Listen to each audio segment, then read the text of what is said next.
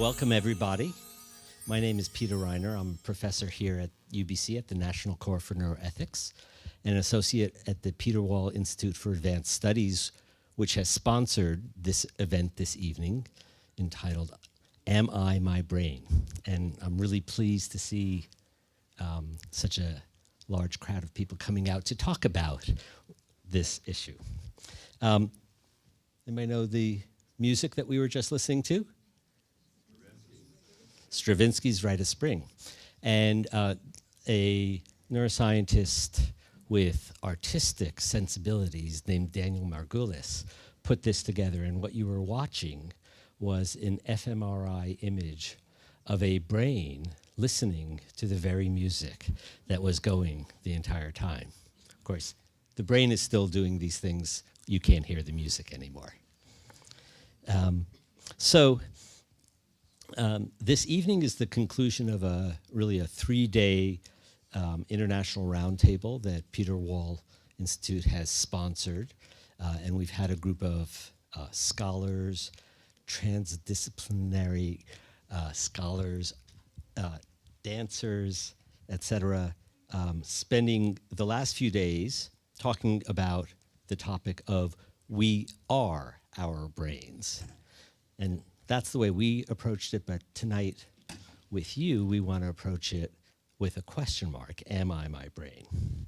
And we want to make it a discussion, and you'll see that there'll be some opportunities to include you in the discussion, because really this is not only partly about us telling you what we have discovered, thought about, argued about, disagreed about over the last few days. And very importantly, we want to hear from you because, of course, you all have brains and are invested in your brains. We have some ways we're going to draw you into the conversation a little bit later, but you don't have to worry about it right now. In the beginning, you can just sit back and enjoy.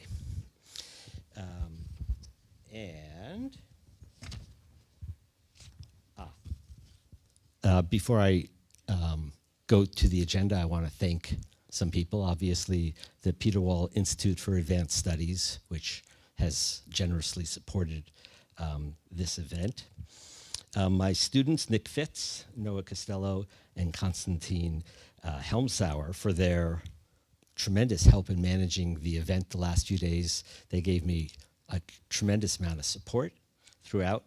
And my biggest bow of thanks goes to Marianne Bacani, our coordinator for communications and events like this. And this would not have happened, well, it might have happened, but it wouldn't have happened well without Marianne, I can tell you that. Following the 3 presentations, we're going to have an interactive Q&A session. So we hope that you think about what you're going to be presented with, and that you come up with some questions. Actually, we're going to be talking about brains, and since we're all interested in brains, in fact, what you are thinking about brains is completely relevant to the discussion that we're going to have today. So please use the index cards to write down questions, and if you want, when we get to the Q&A, you can use the index card to remind your brain what you were thinking earlier, or you can just hand it in and then we'll collect some of them and read the questions out if you would prefer not to take the microphone and speak. I will also mention the tweet that we're using. The hashtag is WAOB13, We Are Our Brains 2013. Okay, everybody ready? So I'm going to give the first talk, as is my prerogative as the MC tonight. And I'm going to, the presentation that I'm going to give you is entitled, We Are Our Brains. And as many of you know, there's kind of a flood of magazine articles, books, movies, and more that extol the wonders of the brain. Day by day we see this, and the more that this occurs, the more that the public is confronted by the notion that the brain is central to all that we do. Indeed, it has been suggested and I would endorse this view, that we are our brains. Now, it's not the case that we're not also our bodies, or our genes, or our social relations, or even our extended minds in the forms of computers and things like that. All that is true. Rather, it's that when we think of who we are as persons, when we think about the fundamental features of who we are, it's kind of difficult to ignore the suggestion that that we're thinking of is really our brain. Now, the notion that the brain is the center of our inner lives brings with it both some promise and some foreboding, glass half empty, half full. And what I'd like to do in the next few minutes is share with you some of the implications that this particular worldview, this brain-centric view, has for society at large. So before I became a neuroethicist, I was a hardcore neurobiologist. And to neurobiologists like me, this sign, which is on the side of a building at the corner of 57th and Broadway in Manhattan, it's been there for a couple of decades, is a message that's actually quite obvious. That depression, although we still don't know exactly what it is a change somehow in the underlying biology of the brain. It's not a flaw in character. And the idea, of course, is that taking this perspective changes how we view depression and how we view people with depression. And that this reductionist, brain-centered view, which some may find unappealing, moves in some way to reduce stigma towards the mentally ill. And in fact, over the last 20, 30 years, there has been some move in that direction. But it's not just mental illness that falls under this umbrella. Addiction as well. In a famous paper entitled "Addiction is a Brain Disease, and It Matters," Alan Leshner, who was then director of the National Institutes of Drug Abuse in the United States, argued that viewing addiction through this same lens, the notion that there's a change in the chemistry of the brain, has a big impact on the sorts of policies that we might put forward when dealing with people with addictions. So these are kind of encouraging stories that we could reduce stigma by taking this brain-centered view. But there are some other implications of this that are sometimes disturbing, at least a little challenging, and it would not be right if I didn't share those with you as well. One of these is the issue of responsibility. And there's nowhere that this issue is more acute than in our treatment of criminals. For if all our actions and all our desires, all our decisions, everything that we do are based upon the mechanical working of our brains, then actions that we designate as good and bad are equally dependent upon that same underlying neurobiology. Now, some people have argued that this makes the notion of responsibility disappear to the vanishing point. And this is certainly a source of discomfort, I think, for us all. And I think that there's actually quite a healthy middle ground to be tilled, that society can and probably should still hold people responsible for their actions, because it represents an important way of enforcing social norms. At the same time, if we take this brain-centric view seriously and we think about it a bit, it leads us away from harsh retributivist notions of an eye for an eye and a tooth for a tooth, and guides us towards a more compassionate reading of why people might do bad things. In many ways, and I think people find this surprising, this hard, neurocentric view provides a modern take on the wisdom teachings of many religious traditions, which is to have compassion for those who have committed misdeeds, rather than vengefully lashing out at them. Now, the conversation gets even more interesting when we turn our attention to love. As I mentioned at the beginning, we don't use our brains just for thinking, but the entire panoply of our inner lives are mediated by the brain. And one of the things that our brains do is love. The truth is that this is kind of a bothersome notion for many. And it was brought home to me, I think 3 or 4 years ago, when a student by the name of Sarah Park was a Fulbright scholar at the National Core for Neuroethics.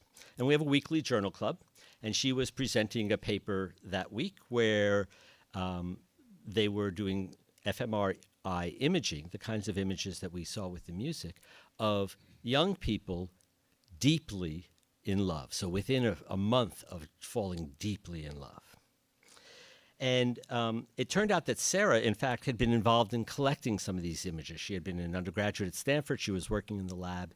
And she described how challenging it was for her to sit there and code these images of many of these people were her friends and think about that love happens in your brain.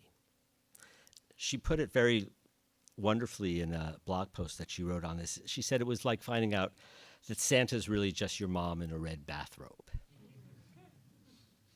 So it turned out to be an incredibly interesting journal club discussion. And I explained to her that early in my career as a neurobiologist, I too had felt cognitive dissonance when I realized that love and really everything was instantiated in my brain. I wasn't immune to this same thing. But that over time, I was able to resolve these issues. And now I can hold two thoughts in my head at the same time. One is that love is the result of neural activity in my brain. At the same time, I can fully experience the unbridled joy that comes as the result of the love that I feel for my wife. For me, these two experiences are now one. But Sarah's description draws our attention to one of the risks that this brain-centric view of ourselves brings to modern living. To experience, in the words of Owen Flanagan, a kind of neuroexistential crisis. That reducing our experiences to the mechanics of the brain somehow cheapens them, robs them of their mystery. I would submit that the solution is not to shy away from the issue, but to face it head on, because actually we really have no choice. And what we're really facing is a deepening of our understanding of who we are as sentient beings. And these answers are being informed day by day and month by month by advances in the neurosciences, in philosophy, in sociology, in the arts, and more. And truly, sometimes it is and will be disquieting. But this is the modern predicament, and this is where we are. Challenge for us in the field of neuroethics, and I would submit for us all, is to work together to use these newfound insights about who we are, to become more understanding of the foibles that afflict us all, to become more compassionate.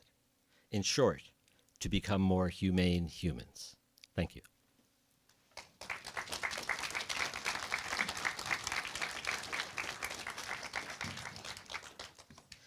So I'm very pleased to now introduce Jennifer Chandler to you, who is Associate Professor of Law at the University of Ottawa, where she teaches mental health law and neuroethics, medical legal issues, tort law, and legal philosophy.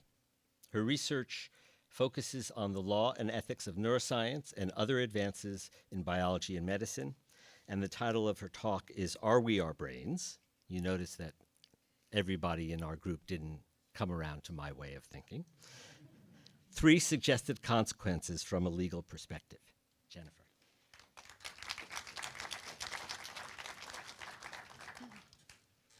Hello. So the question I'd like to put to you is, what are some of the consequences if we look to the brain to learn things, fundamental things about people, rather than to the mind? Oh, can you hear me better? Yeah? Okay, and by fundamental things or properties of the person, I mean things like their memories, behavioral dispositions, personality traits. What if we are less interested in what the mental experience, the mind, says about those things than about what we learn at the level of the brain through, for example, neuroimaging? Now, I think one possible consequence of this is a shift in who we think has privileged information. Who is the authority to really know those things about the memory, behavioral dispositions, or personality traits? Because if you think about it, who knows the mind? Who knows your mind and the mental phenomenon? Well, it's you, from the first-person perspective. On the other hand, none of us directly knows our brain or brain contents. The brain is, in essence, readable by whoever knows how to do neuroimaging, to carry out those neuroimages, to interpret those images, to do electroencephalography, to understand the genetics of neurochemistry. That's information about the person and the person's fundamental properties at the level of the brain. And in principle, the subject, the person, doesn't have privileged knowledge of that. That is something that's equally open to third parties. So what we have is a possible shift in epistemic authority, or the privileged knower of that person, from the first-person perspective to the third-person perspective.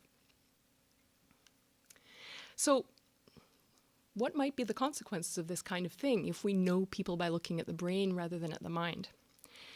And one of them is that this first-person perspective gives way in some ways to the third person. And I think this might have consequences for how we see and understand ourselves, but also how we see others.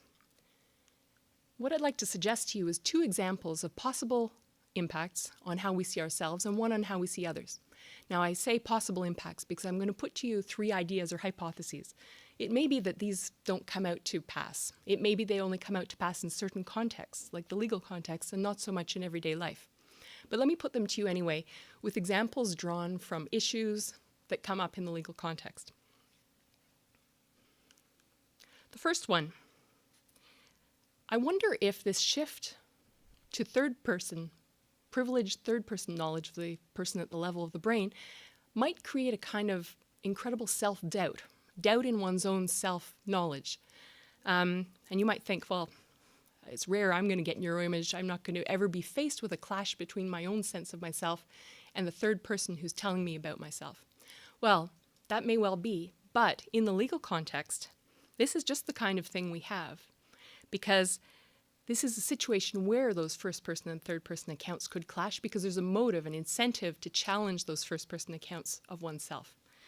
When we have a witness in front of us, we ask, are they telling the truth? Do we believe them? Do we think they're being deliberately deceptive, or maybe they're deluding themselves? Maybe they're mistaken. There's all kinds of reasons to doubt the first-person account of themselves. So let me give you a couple of examples that might suggest how this might play out. Now, some of you may have heard of the phenomenon largely emerging in the 1990s known as the memory wars. This was a situation that arose where adults recovered memories of childhood sexual abuse, and there was a great dispute over, could this actually happen? Could such a type of memory actually be forgotten for years and later recovered? And there were 2 disputing, contending accounts of what was going on here, recovered versus false memories.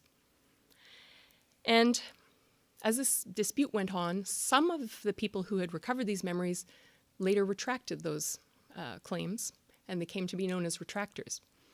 And there's occasional memoirs of this experience, and one of them I was reading recently I think is suggestive about this question of self-doubt.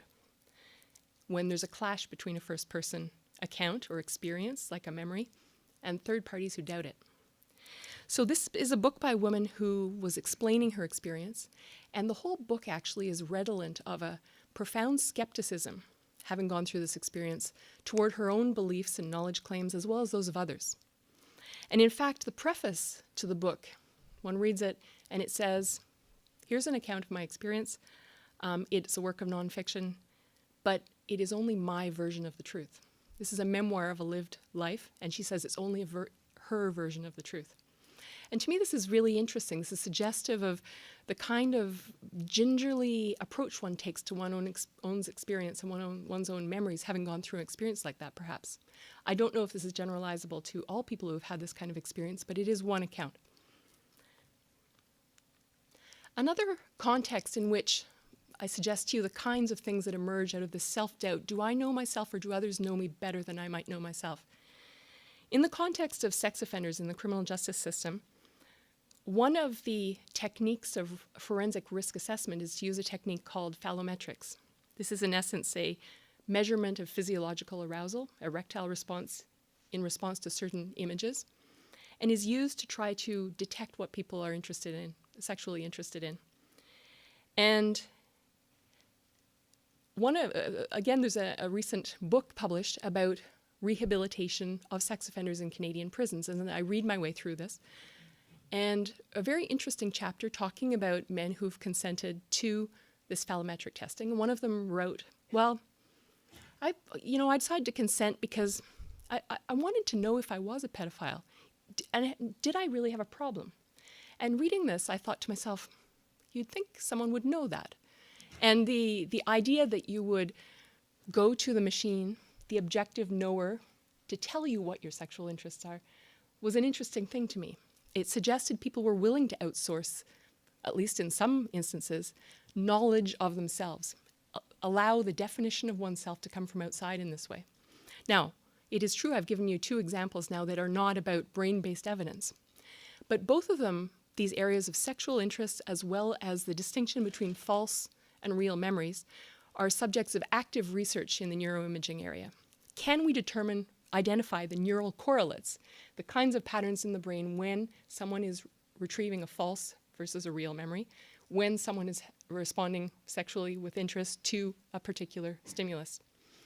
And I think that in the area of memories, the research is very, very far from demonstrating this is possible, even though people are looking at it. It's a little bit closer in the area of sexual interests from my reading of the research. So all this to come round to the question, what's the consequence of all this?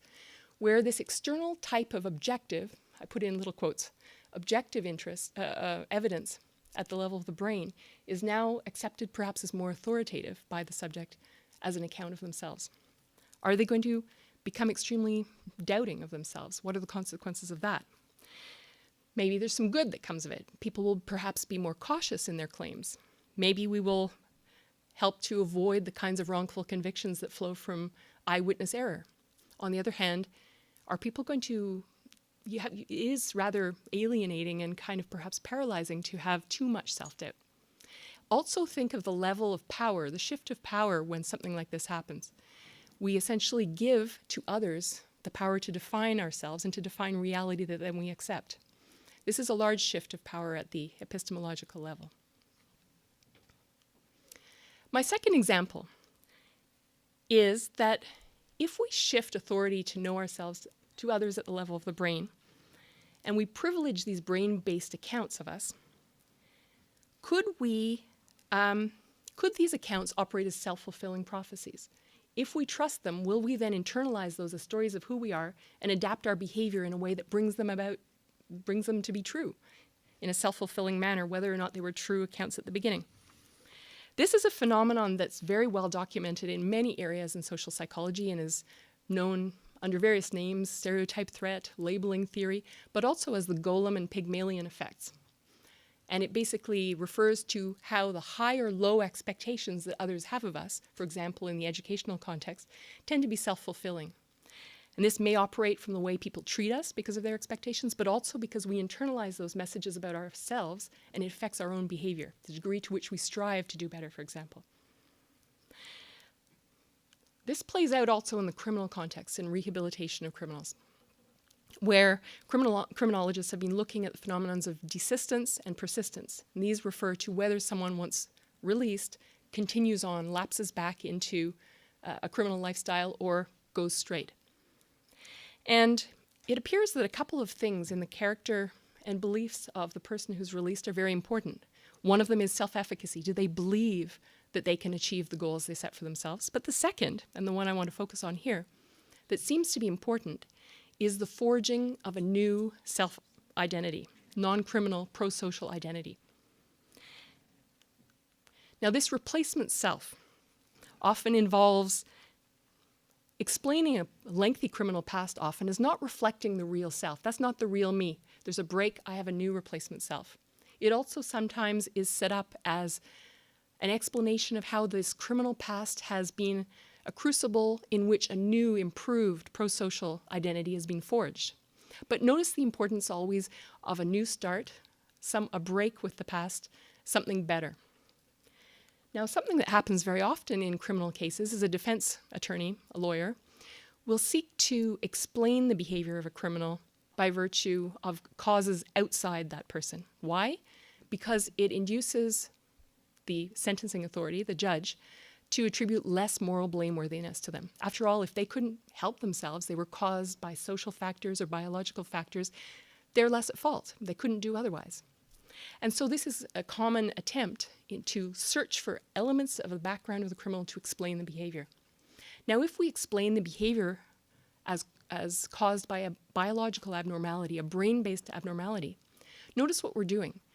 We are, at one hand, seeking a lesser punishment, a more lenient punishment, at the cost, perhaps, of fettering the replacement self with a criminal neurobiology. If this story is heard and internalized and understood by the criminal as defining something irremediable and unchangeable about their brain, do we then get them a shorter sentence at the cost of their future rehabilitation? Now, one potential escape hatch from this is the story of neuroplasticity, which is also much in the media, the idea that one can change one's brains. It's not a sort of a lifetime sentence that you have a particular kind of brain, the circuitry can be rewired, etc. And this might be a kind of story that could be supplied as a form of palliative to the concern that I'm raising. The third example and last example I have for you for potential consequences of this kind of thinking in the legal context comes from some cases I've been reading having to do with fetal alcohol spectrum disorder, which refers to brain damage due to prenatal alcohol exposure. And what I'm suggesting on the basis of these cases, which I'll describe to you in a second, is that if we focus on the brain of someone, we are more likely to see them not as a person with agency, with control and personhood. Whereas if we focus on their mind, we will think of them as a person with awareness, with a personal identity, with agency, that can act in the world. So these Canadian cases I was mentioning to you, it's interesting when one reads them, the judges and the expert witnesses often refer to the need for an external brain for people with FASD. What do they mean by this? They don't mean an iPod or iPhone or whatnot, a computer. They have in mind another human being who will accompany them, supervise, control, guide, channel what they do. And this is an interesting terminology, external brain, to think of another human being as an external brain. And this got me thinking and contrasting it with another idea which exists in the philosophy of mind, which is this concept of the extended mind. And this was mentioned by Peter earlier. The extended mind is the idea that your mind is not located solely within your skull, but it consists of all the resources in the environment that you use to support your cognition, of which there's many. After all, I don't remember maps and locations. I look them up on a map or in a book. I don't remember phone numbers. There's all sorts of outsourced tools and elements, whether factual or my fingers to count on, that are part of my cognition. And we even use other people in our extended cognition. If you think of people who finish your sentences for you, or when you can't remember something, they'll remember something from your own autobiography for you. So why is it that when we're thinking about the active person, the person with the mind, who's using other people in the environment to support their thinking, we talk about an extended mind? They're the active person. And yet here we are with these offenders with FASD. We're not talking about them having an extended mind, that they're involving support care workers within their own extended mind. No, we look at them as a brain and we graft on an external brain to fix a brain problem. So what I'm suggesting to you is that does this eclipse in some way the personhood, the agency, the identity of the person at the heart of this all? When we think about the mind, we think about the agent and the subject. When we think about the brain, we think about not a person anymore, perhaps. And what might be the consequences of this kind of thinking? I think I'm veering a little bit into the overly dramatic here for effect, but if we look at our history of how we treat vulnerable people, the paternalistic approach, I'm going to treat you, handle you for your own good, in some ways is laudable, it's wonderful. We expect parents to guide their children in a paternalistic role. But if we look at the kinds of abuses in the history of Canada and other countries, for example, the eugenic sterilization of people with cognitive limitations, which was done partly through eugenic thinking, but also partly out of a sense that it was for their own good. Why would they want to have children to deal with?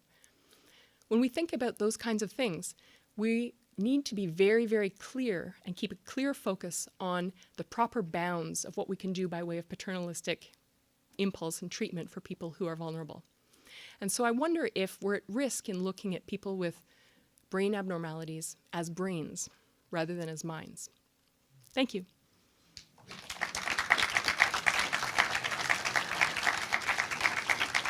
I'm really delighted to introduce you to Giovanni Frasetto, who is at the Institute for Advanced Studies in Berlin, so a sister institute of the Peter Wall Institute. Giovanni is really a very interesting thinker who has an amazing career. He was one of the founders of the European Neuroscience and Society Network. He was the creator of the Transdisciplinary Neuroschools. He's written short stories and plays. He's curated science-inspired art exhibitions. He won the 2008 John Kendrew Young Scientist Award for these efforts. And most recently, he has published his first book, but maybe not his last, entitled How We Feel, What Neuroscience Can and Cannot Tell Us About Our Emotions. And it's not quite available here. It's available in Europe, but soon. And this evening, he's going to talk about Are We Our Brains? A Short Journey Through the Emotions. Giovanni.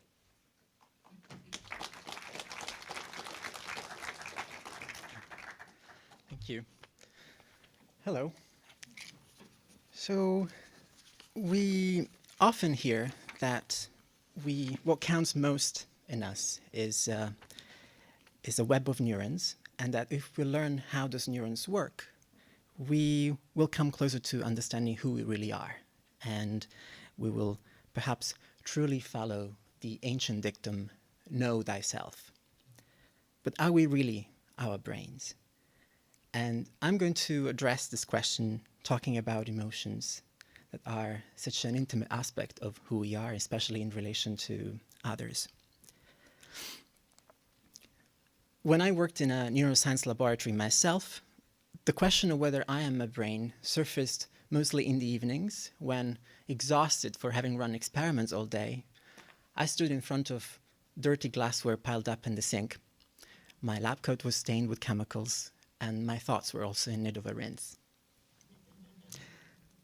And I was collecting minute fragments of biological information, and doing that was, for me, like deciphering a tale written in code about the mind that I myself, with my own experiments, was contributing to writing. And the protagonists were neurons, brain tissues, DNA, laboratory animals. But when I made my way home, those characters stayed behind, and I would latch on to another story, that of my own emotional life, of which I was the only protagonist, with my own script, the lines and movements on which were still to be discovered. But can this neural script indeed tell us how we feel and tell us about our emotions? For an answer, I plowed through episodes in my own emotional life and turned to writing about them. So I confronted life experience with knowledge about the brain. And I paid attention to when neuroscience was of help in understanding my emotions, when it perhaps needed a little help from something else. So I'll give you some examples. Imagine a cold night, a cold, dark night in December. I'm about to doze off, and the telephone rings. It's Robert, a friend from college. And he says, "Have you heard?" He sounded really terrified. And I said, "About what?" "The world economy is going down the drain." I said, "Well, that's a great reason to wake me up in the middle of the night." I couldn't believe he had called for that. But in fact, Robert worked for one of the financial giants in the city in London, and he was worried that he would lose his job. So I tried to calm him down and said to him, "Look, I'll come and see you tomorrow." And went back to bed. But sleeping was impossible. His mood was contagious. I was lying there in the dark, and even if I don't understand anything about economics, figures and indices from the recession started to cloud my thinking, like the memory of math homework left undone. And slowly, a succession of ridiculous worries started to roam in my head. Everything was going towards a catastrophic end.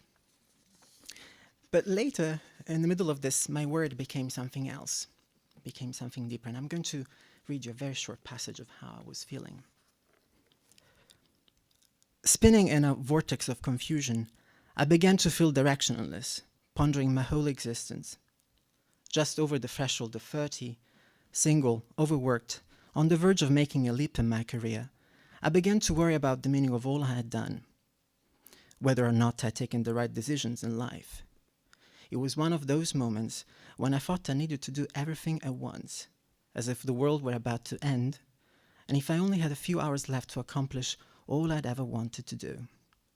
It felt as if someone had turned off the customary soundtrack to my day, and a strong, stubborn wind had dislodged me from the life carousel I was a part of, uprooting the pillars of hope for the future and leaving an empty stage with me at its center.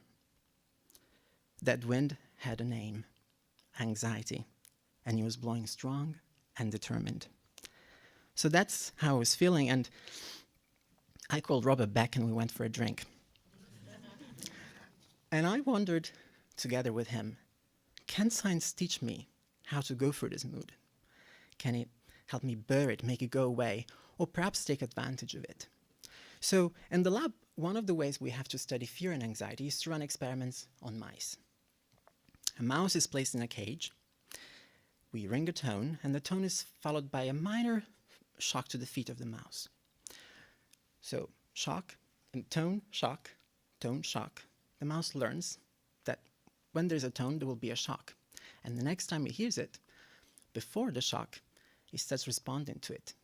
His heart accelerates, breathes heavily, and he also paralyzes. We say in the lab that he freezes. And all these bodily reactions can be measured with precision. Not only that, science can also trace the pathway of fear. So we know exactly which pathway it follows when it triggers such reactions. And we also know some of the genes involved. I knew some of these details, but they were not enough to describe the terrible feelings that I entertained that night, together with Robert. So perhaps one way of saying this is science provides the outer picture of the scaffolding of emotions, whereas our direct experience of emotions is much akin to living inside that building, behind the scaffolding. So in search for answers, Robert and I discovered philosophy. I'm not a philosopher, neither is Robert, but we found a few thoughts that intrigued us, and this came from existential philosophy. Heidegger had an extraordinary view on anxiety. He believed that however horrific it is, it plays an instrumental role in our lives. So anxiety makes everything disappear from our horizon, just like the wind I described, and it leaves us alone, uncertain about the future. But it's also a precious opportunity to find the authentic meaning of our lives, to reconsider some of our decisions, and also help us to react positively to it and perhaps make room for change. So this definitely made me regard neuroscience in a different light.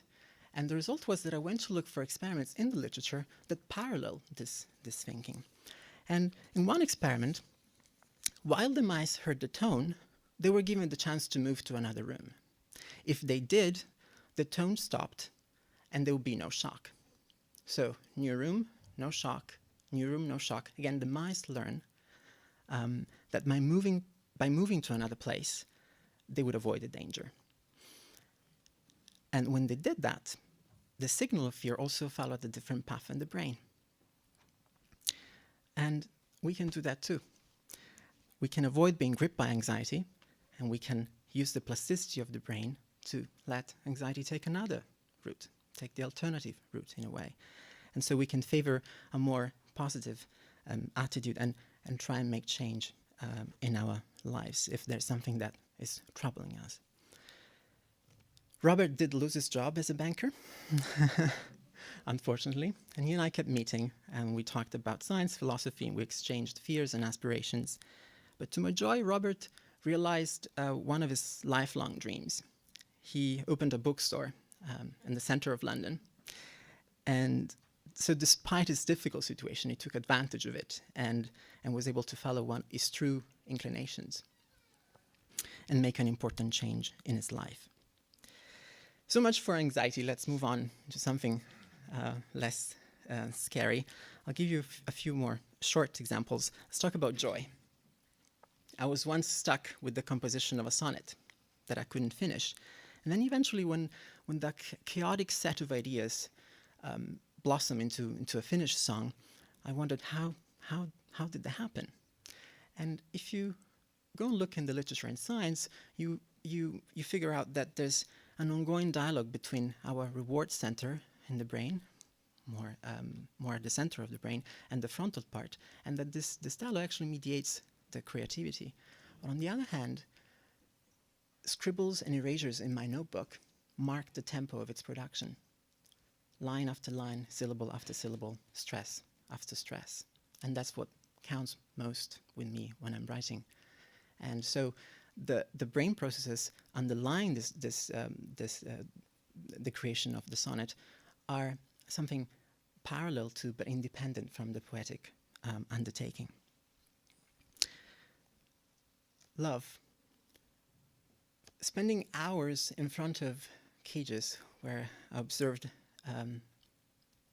mothers taking good or bad care of their pups taught me that the way we approach or love someone in our adult life is the shadow of ways of loving learned during childhood, and that such habits do reside and can be modified in the brain. But I also learned that by reading a lapidary poem by Philip Larkin that is on the screen, and from first-hand trial and error experience of relationships. Similarly, reading Plato, writing a play about the Capra syndrome, and brushing up Shakespeare's sonnets was better to understand that love is blind, that love is madness, and also to understand the suspension of judgment that we experience when we fall in love for someone, better than knowing it with exactitude which neurotransmitters fluctuate in our brains, or which areas of the brain light up or not when we see the picture of our beloved, as in the experiments that Peter talked about. So, in sum, when I experience an emotional incident in my life, as a man, a colleague, a friend, a son, or a lover, neuroscience is not the only reservoir of knowledge that I consult in search for an answer. So the brain subtext of DNA, neurons, and brain tissues, or animals that I talked about at the beginning, is always fascinating information, but sometimes only works as a minor footnote. It doesn't help me compose the script of my emotional life. So, are we our brains? Yes, we are bodies that experience life, respond constantly to the environment. We learn and unlearn behavior. We learn and unlearn emotional patterns. Emotions are something that happen to our bodies. But knowledge about the brain is still limited. And while we experience them, as we, the distance that separates us from understanding our emotions can be covered by taking all kinds of shortcuts and by drawing inspiration from all sources of knowledge. So perhaps we could say that there are many roads that lead us in the direction of know thyself. Thank you.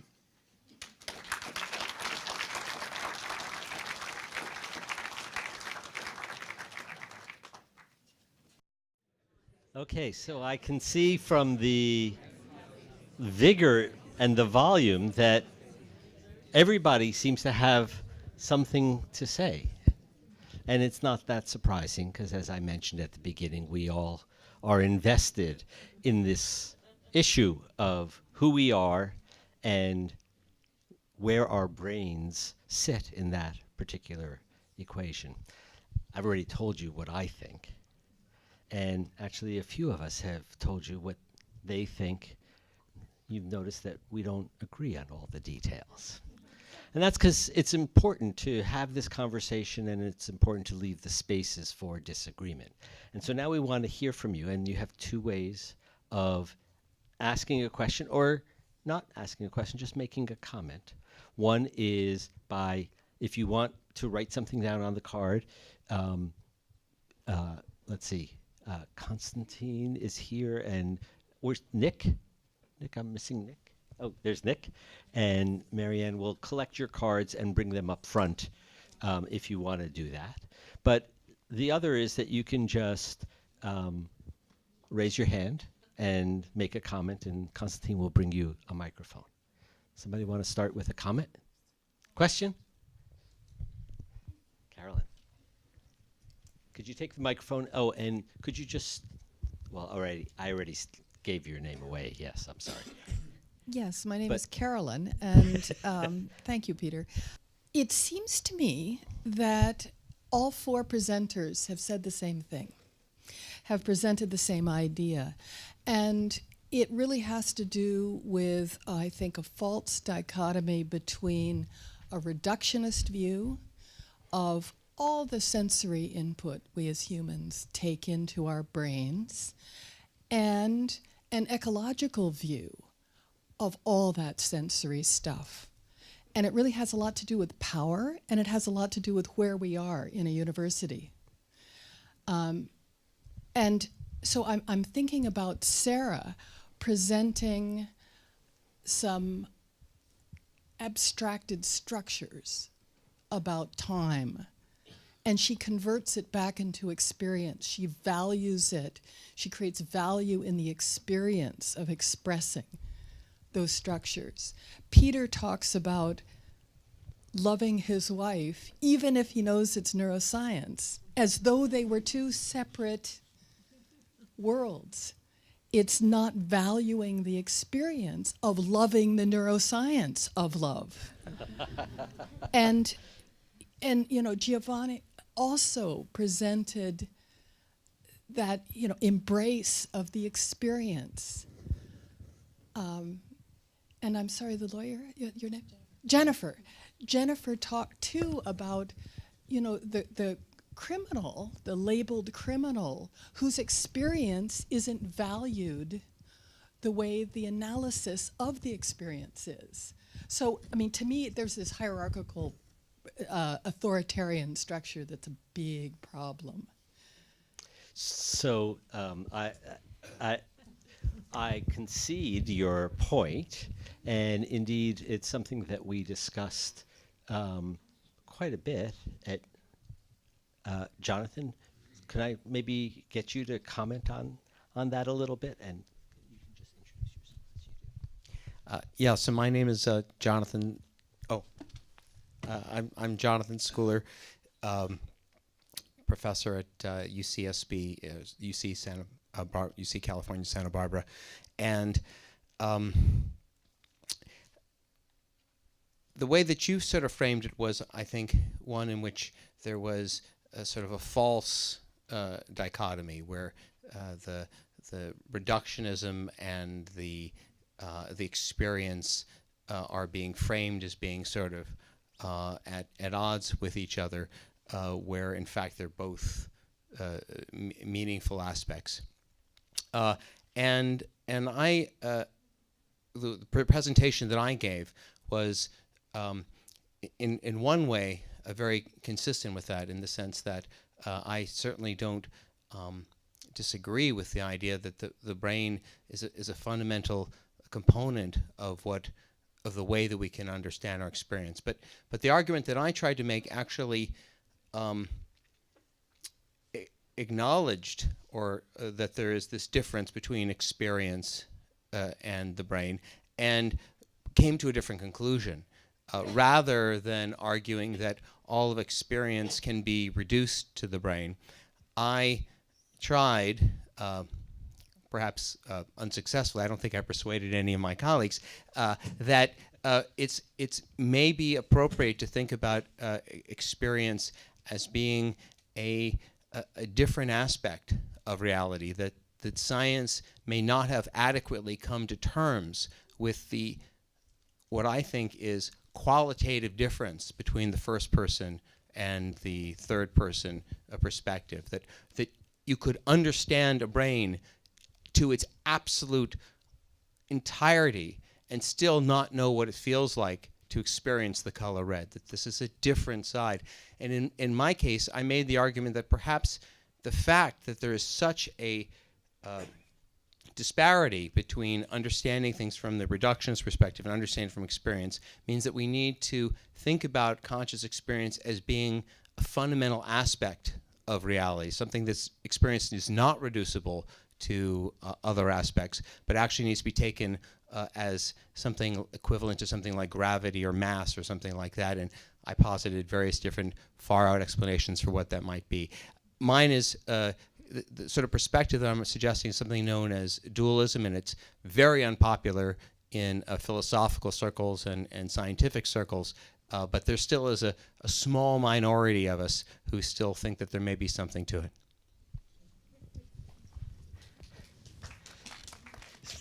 As I alluded to, we had a very spirited discussion these last few days. So, anybody?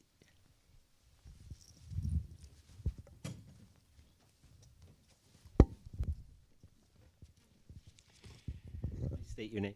Ken Craig, and I really enjoyed the presentations, and I was very encouraged by them because they did come to address "Am I my brain?"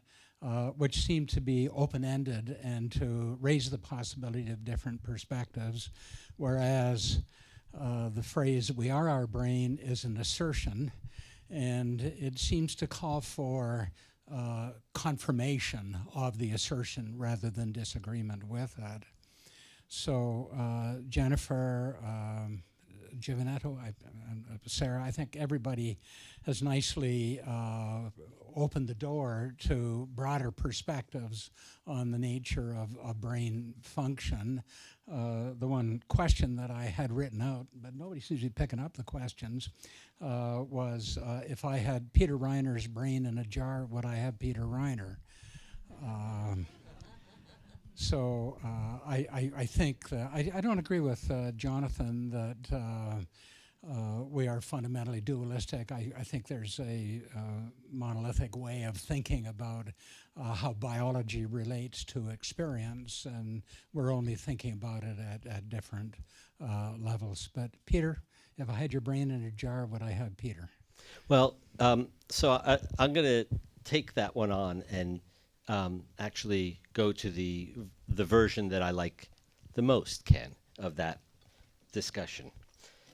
And that is, let's assume, of course it's not realistic, and much of what we discuss isn't completely realistic, but it's not really completely impossible to imagine that someday there, and let's imagine that day was now, neurosurgeons had advanced to the point where they could actually transplant brains. And Peter Reiner's brain was transplanted into Ken Craig's body, and Ken Craig's brain was transplanted into Peter Reiner's body. And so now imagine that here is Peter Reiner's body standing before you, but what is your intuition about who I am?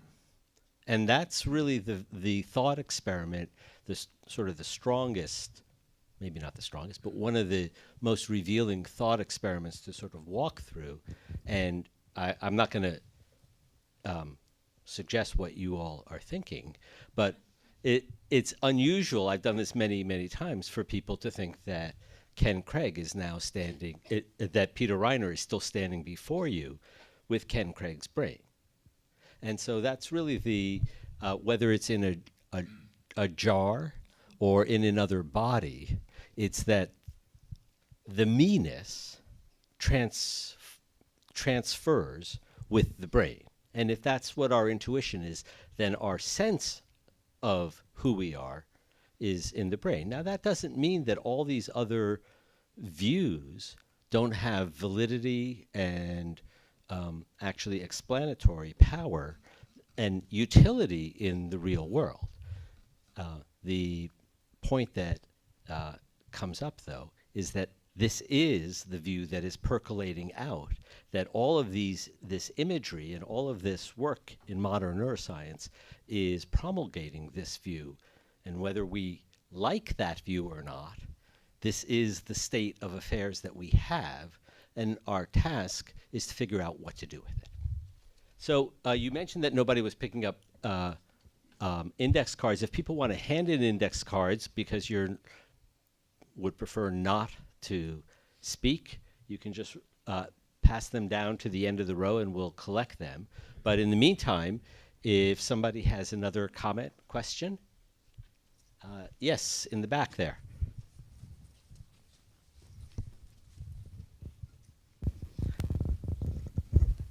Hi, I'm Pravina. Hi, Pravina. Hi.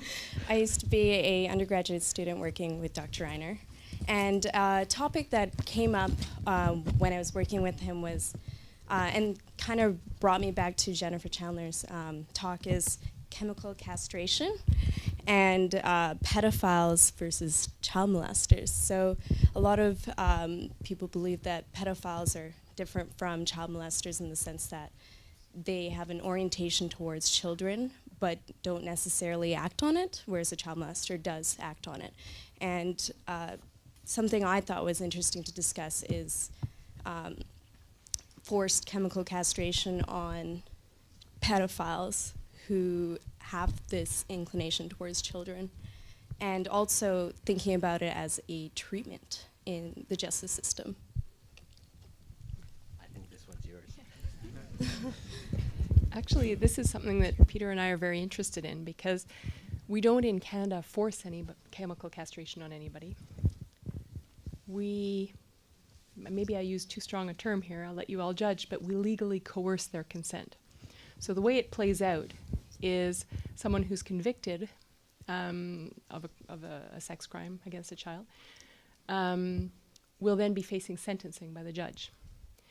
And it happens that if you look at the criminal code, the criteria that are applied to determine a fit sentence include a variety of things, incidentally not all of them consistent with each other, which makes for some interesting dancing by judges. But they include an assessment of someone's moral blameworthiness. How bad was the crime? Were they just a really bad person who could have done otherwise and didn't, etc. But also things like the expression of remorse. Is this person appear to be remorseful? Do they take responsibility? What are the prospects for rehabilitation? How much of a risk do they pose to the public? All of this gets munged together into the determination of a fit sentence. But you'll notice that some of the things that I mentioned are affected by willingness to consent to treatment. So if you read the cases, you'll see that judges look very favorably on offenders who show an interest in treatment because they conclude, you're showing remorse, you're taking responsibility for your crime, and we think treatment might actually work on you since you're willing to take it and are interested in it. So therefore, you're not only a better person because you're showing remorse, but you're also more likely to be rehabilitatable and not to pose a risk to the community. And so what ends up happening, and this is not lost on offenders, it's not lost on their defense lawyers, is you want to demonstrate a willingness to take treatment. And if the treatment that's recommended includes something such as anti-libidinal drug therapies, chemical castration colloquially, then you'll find you're under a certain amount of pressure to consent. And this is particularly important in cases where someone's facing a dangerous offender designation. These are multiple serious offenders who may be preventatively detained. In other words, they finish a sentence and they just stay in jail until the risk is perceived as low enough for them to be released. And so that's something people are very motivated to avoid. It's the worst sentence in Canada where we don't have, for example, capital punishment. And so an offender may find himself under quite serious pressure to consent to treatment. And one thing that Peter and I are investigating is, how do we identify what kinds of treatment offers can legitimately be put to offenders? Because I think most people will agree that some offers of this type are okay. After all, we are limiting the freedom of offenders if we're going to stick them in jail. Is it okay to coercively offer treatment in this way? But there's some things I think we wouldn't really want to offer. Would we want to offer someone lenient sentence if you get physically castrated? I think many people would start to squirm at that kind of offer. And what do you do if an offender genuinely would prefer the physical castration? Do we leave it entirely up to them and say, fine? Or do we start to say, no, some offers we can't actually make? So these are the kinds of questions that come up when we're starting to try to approach criminality at the biological level and to cure criminality biologically. What kinds of offers can a society legitimately make and remain true to its own fundamental sort of commitments to human dignity and the kind of society we want to live in? Thank you. So here's a question that came on index cards, so I don't know actually who asked it, but I'll read it out.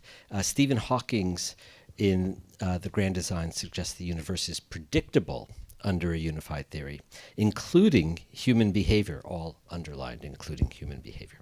I do not agree that emotion is predictable by physics. Can you comment? And for that, I'm going to ask Neil Levy to Hi, I'm Neil Levy. As Peter just said, I'm a philosopher who works in a neuroscience institute in Australia and also work in Oxford for the Oxford Centre for Neuroethics.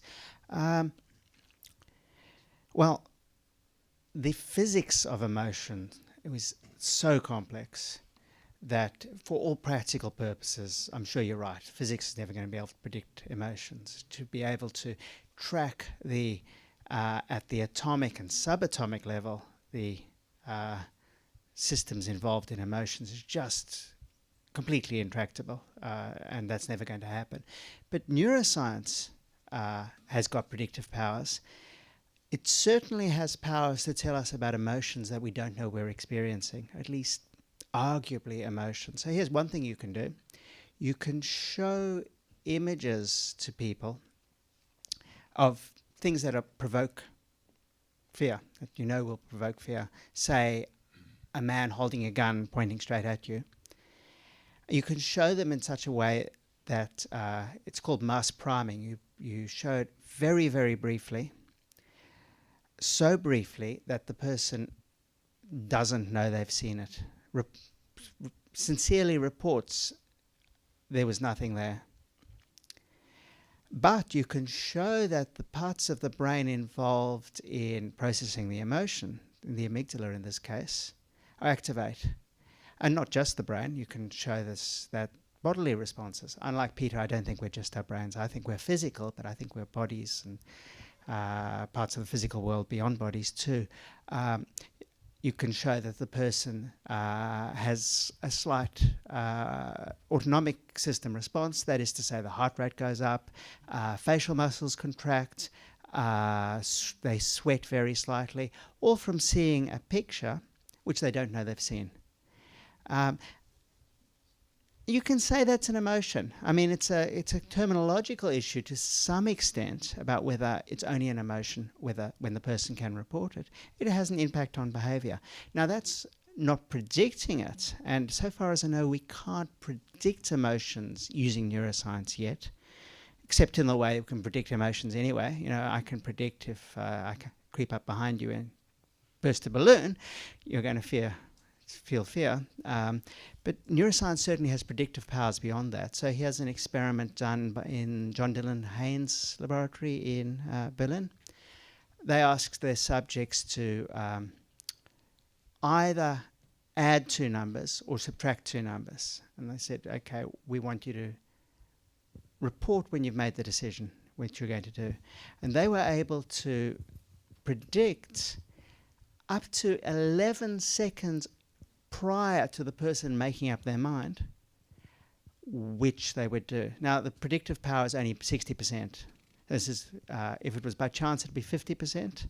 So we know it's working because it's well above 50%, but it's not great. Haynes bets that as the neuroscience gets better and we combine various different sources of information, we can get it up higher. And it's certainly right. We will be able to get it up higher.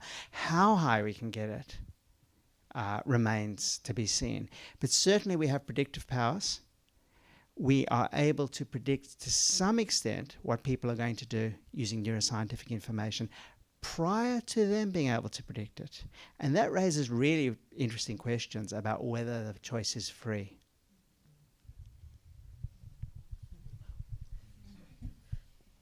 Thank you, Neil. I see a hand up in the very back.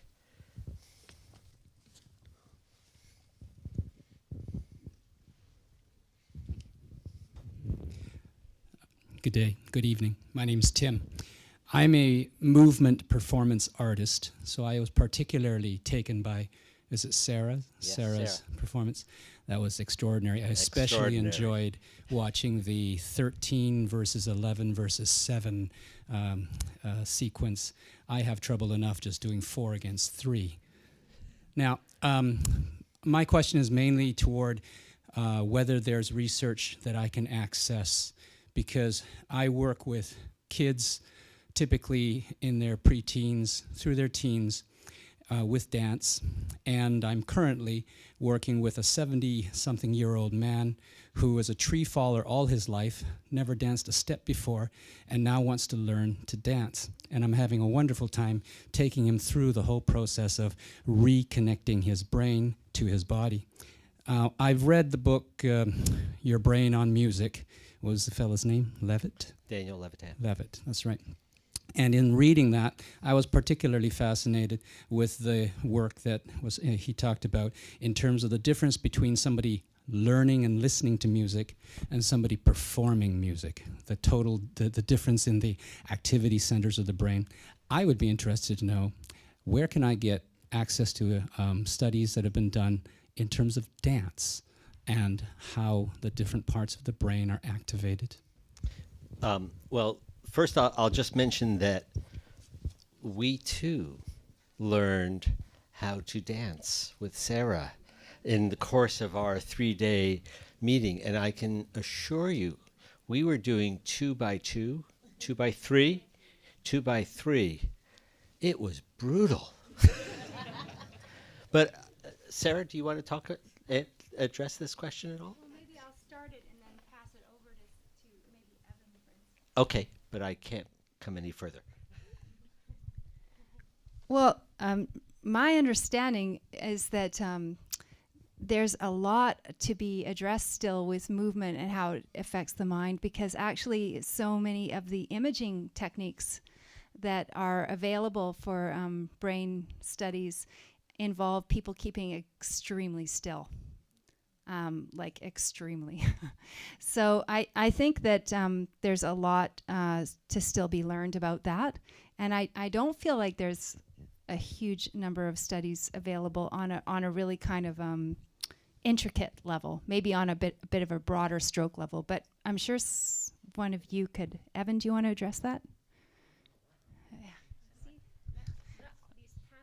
I actually don't know too much about this. My name is Evan Thompson, and I'm a philosopher who works in the area of cognitive science here at UBC. And I have the privilege of being married to a woman who's now a psychologist and neuroscientist, but once was a dancer and choreographer. So I know a little bit about this. But there was actually an article just this past week or last week in Nature, and it was about a cognitive scientist named David Kirsch, who I think is at San Diego, if I'm not mistaken. And it was about work that he's doing with a dancer, dance choreographer and performer in England, whose name I can't remember, but it was it Ewan McGregor? Okay. So it was around how the study of dance can benefit the understanding of cognitive processes in cognitive science. So it's not really directly relevant, I suppose, to what you're concerned with, but it's an indication that there's starting to be a fair amount of interest in this area. And as Sarah mentioned, it's been very hard to study because for EEG or fMRI, you need to be really still, because otherwise there's all these movement artifacts. So it's, movement has not really been studied very much. But then one other thing that I'll mention is that there is a special issue planned of the open access online journal called Frontiers in Psychology. And they are planning a special issue devoted to movement and movement practices. So a whole range of things, from dance to Alexander technique to craniosacral therapy, yoga, looking at it from the perspective of how that can actually be of benefit to cognitive scientists and psychologists who want to understand the relationship of cognitive processes to the body and movement, but also how the cognitive science perspective could benefit the movement practices. So the call for papers for that has just gone out, so the papers won't be published for another year. But if you keep your eyes out for that, in about a year's time, there should be a number of open access papers that that might be useful for you. And Giovanni has one. Yes, just a minor suggestion since we're collecting info on this. Well, one is I remember seeing an article studying tango, and in a brain scanner with very, very minute movements of feet. So if you in a PubMed search you go for tango and fMRI, that will come up. And another title I recommend is a book by philosopher Alva Noe called Out of Our Heads, and he talks about the fact we're not our brains, and he reflects on the extended mind. We depend on our environment, and he uses dance as his leitmotif for the book. So that could be another source. Right over here. Yeah. And then we'll get to you afterwards. Hi, I'm Rumbi. I'm a third-year geography student here at UBC. And I guess because I'm in geography, I like looking at the bigger picture. So I'm going to just step back a little bit. And I have a question. We've been talking about am I my brain? And I was just curious that it's such a specific area of my body that apparently my identity is contained in. I was just wanting to ask, is it not more correct then to think of the brain and the body as in union? Because if you think about it, the approach we're taking is kind of like a brain-centric view. We're looking at the body and the brain from a top-down perspective, with the brain in control of the body. But are we not forgetting the connections between the brain and the body, how both are kind of interrelated? Is it correct to say that my identity is my cognition, but not my movement, my gait, or the way I walk? So is it correct to think of it only as am I my brain, or is it more correct to say am I my brain and my body? So we discussed this a lot.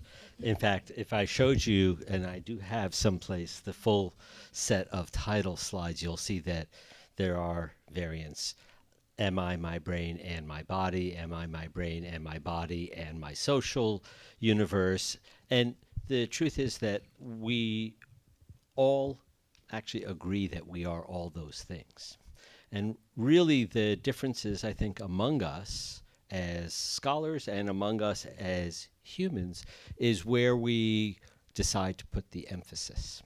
That, and I, as sort of the index and the one who invited all of these people to critique me, would put my emphasis on my brain. I am very brain-centric, but I don't deny the existence and the importance of my body. I don't actually not want my body. I'm really not interested in just being a brain. I want to have the full range of juicy experiences in life, and having a body is certainly a part of that.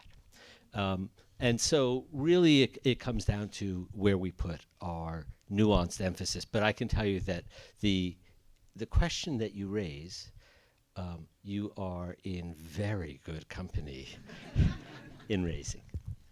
And then there was one in the back there. Yeah. Thanks. I'm Randall White. I'm a psychiatrist. I'm interested in sort of the semantics and the contradistinction of brain and mind. And I have two true or false questions for the panel. Number one, all minds are associated with brains. Number two, all brains are associated with minds. And thinking of infants and chimpanzees and people with advanced Alzheimer's disease, among others.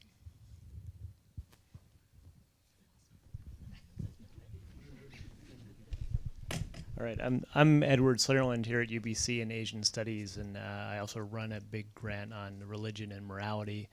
And I've been, along with Peter, kind of the token evil reductionist. So I'll give you the evil reductionist take on this, which is it seems to be the case that it's all minds must have brains, but it's not the case that all brains have minds. And that actually suggests that our intuitive phenomenological sense of what a mind is is inaccurate, because our intuitive sense is that minds are unitary things that we know really well. Descartes famously said, unlike physical objects which can have parts, the mind does not have parts. It is just one thing. It is a unitary consciousness. But cases like Alzheimer's, cases like selective neurological damage, when people's damage to a particular part of the brain can knock out your ability to process verbs or recognize faces. The fact that you can watch a person with dementia slowly lose pieces of their mind, and there's no point at which you can say they still are that person they were. It happens very slowly and chaotically.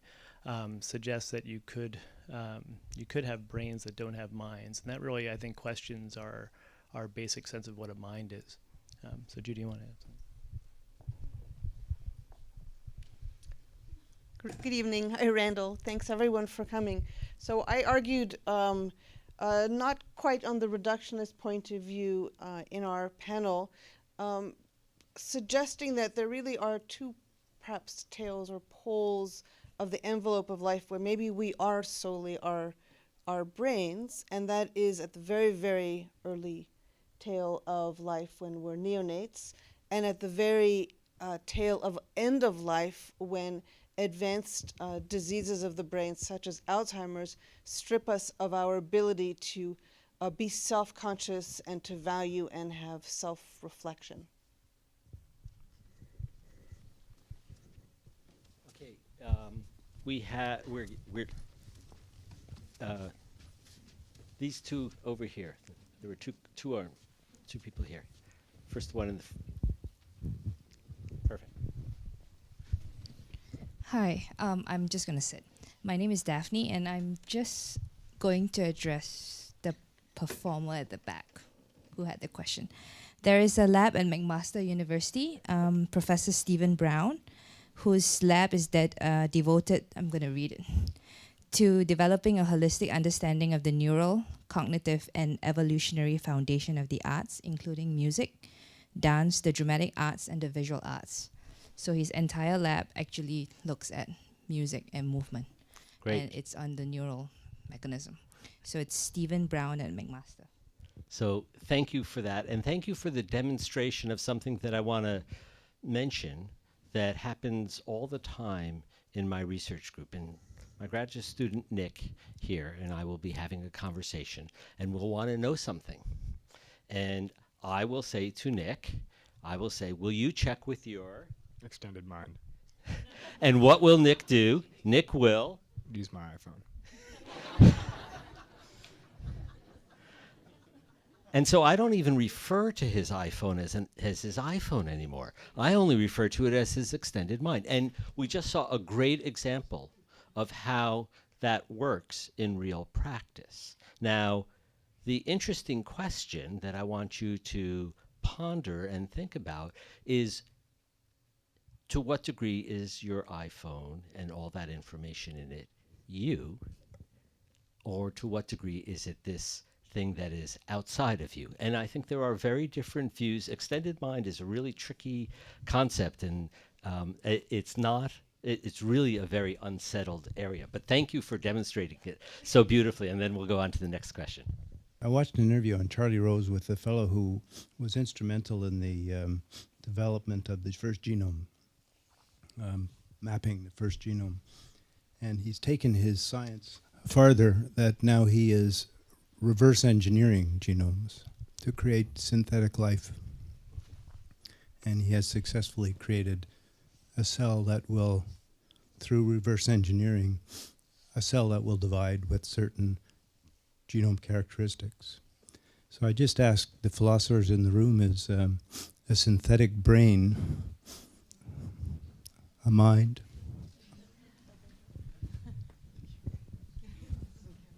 Oh boy. Who do I get to pick on for this? Do we have somebody?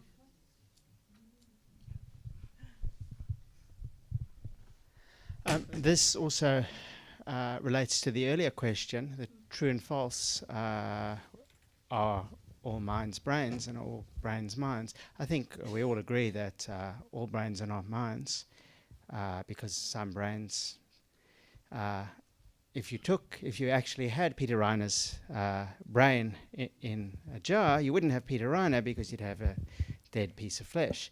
But that's not to say that only brains are minds. One day, almost certainly, we'll have minds that are silicon-based. And there's absolutely no reason why we couldn't have a mind that is biologically based, carbon-based, but synthetic.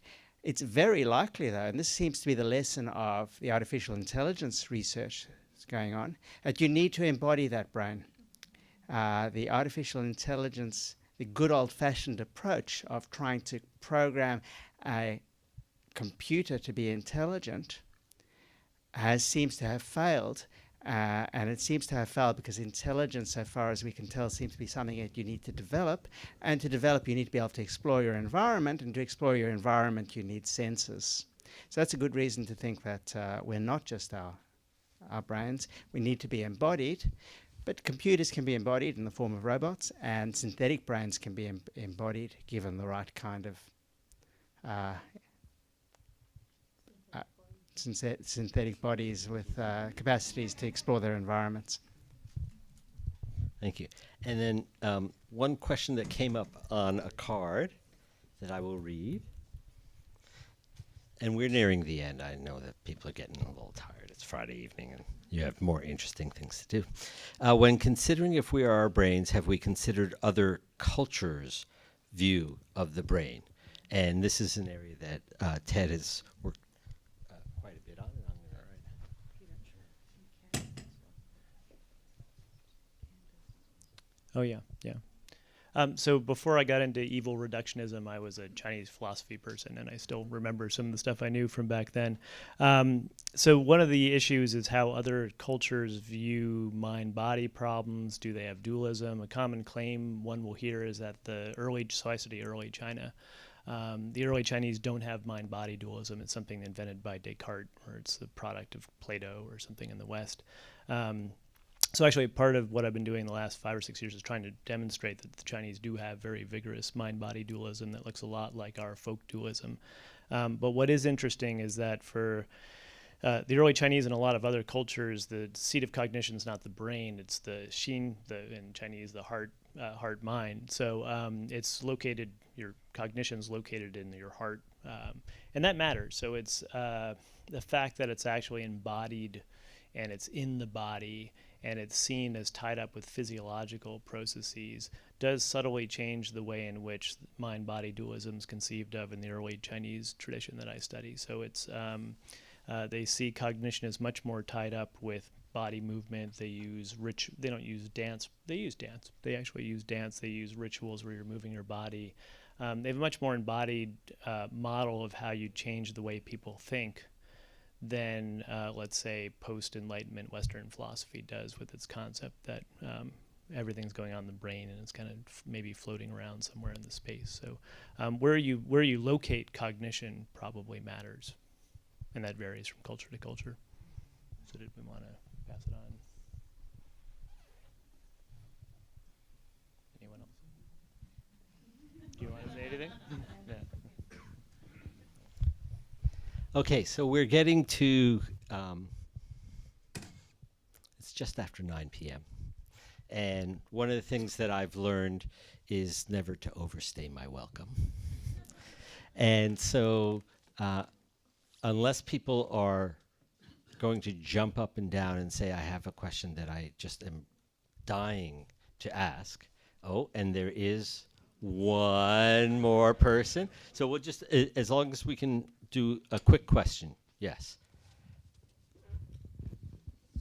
I was just wondering about the role of faith in addition to mind, body, and brain. Faith. Do we have a quick answer? Can we solve the faith, mind, body, brain issue? I think that science, the claim that we are our brains, is at some level a statement of faith. It's a statement that science is going to resolve the mind-body problem in a particular way. It's a sort of a promissory note that we've made so much progress with science that surely with further progress we're going to resolve these issues in the same way that we have others. Personally, I think that because it's a statement of faith, because we don't really have all the answers, that does leave open the possibility that people could have faiths of a different sort. They could believe, for example, that souls exist, that there are aspects to experience that are not necessarily understood purely in terms of the reductionist perspective. That's also a kind of faith. But I think that it's worthwhile recognizing that as confident as science is about these things, that it is having a faith of a sort in the same way that other faiths exist as well. So I strongly believe you're right. And in fact, I think that just to end on an important note, which is that it's extremely important for those of us who take this kind of hard science view to take it with humility, to not be arrogant about our views. And I think that one of the things that I'm extremely pleased about the roundtable that we had in the last 3 days is that everybody seemed to have come to the table with respect for other views, with humility, with an interest in seeing how their worldview could be broadened, deepened, enriched by the conversation, and I think it was. And so I want to close by thanking again Peter Wall Institute for supporting this. I particularly want to thank Sarah for that lovely dance.